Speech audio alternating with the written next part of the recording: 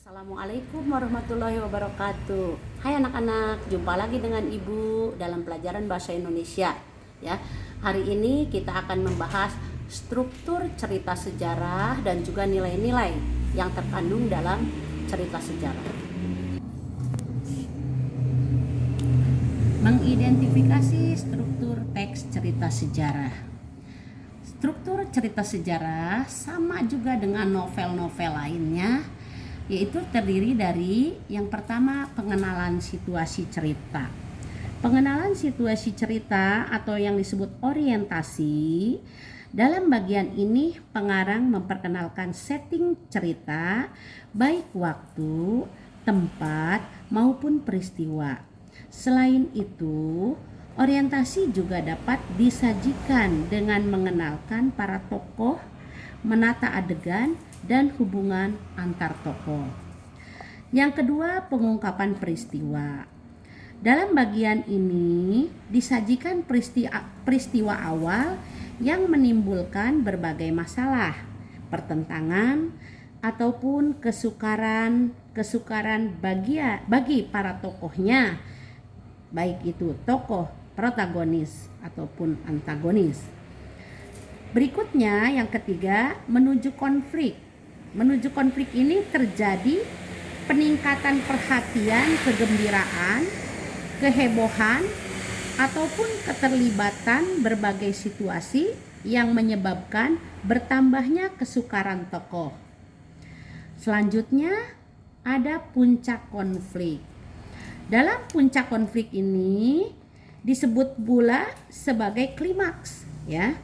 Klimaks inilah bagian cerita yang paling besar dan mendebarkan.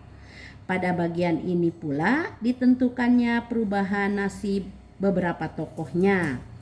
Misalnya, apakah dia kemudian berhasil menyelesaikan masalahnya atau gagal, ya.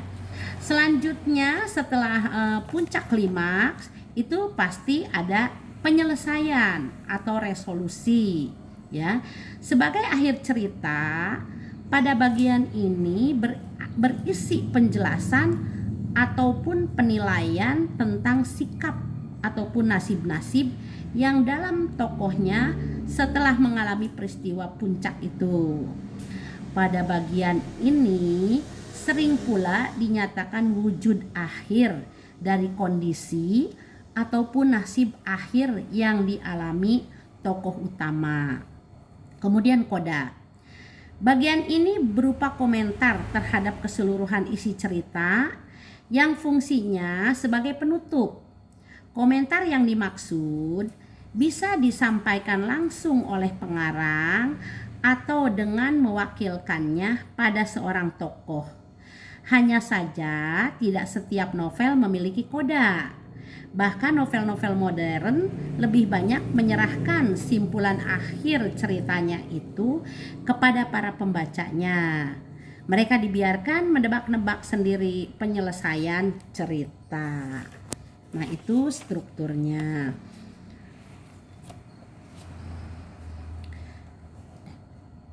Kemudian kita akan mengidentifikasi nilai-nilai dalam novel sejarah. Sama juga dengan novel-novel lainnya, nilai-nilai yang terkandung dalam novel sejarah itu ada nilai budaya, ada nilai moral, ada nilai agama, ada nilai sosial, dan ada nilai estetis. Yang dimaksud dengan nilai budaya adalah nilai yang dapat memberikan atau mengandung hubungan yang mendalam dengan suatu masyarakat peradaban atau kebudayaan, ya. Jadi berhubungan dengan budaya suatu daerah atau kebiasaan di suatu daerah itu, ya. Kemudian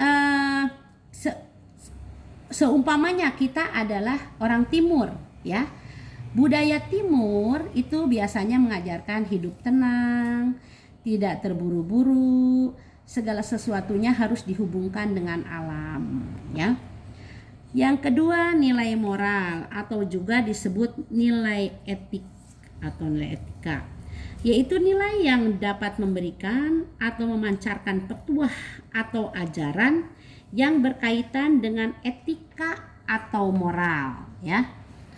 Umpamanya nih dalam kutipan buku paket kalian itu ada cerita yang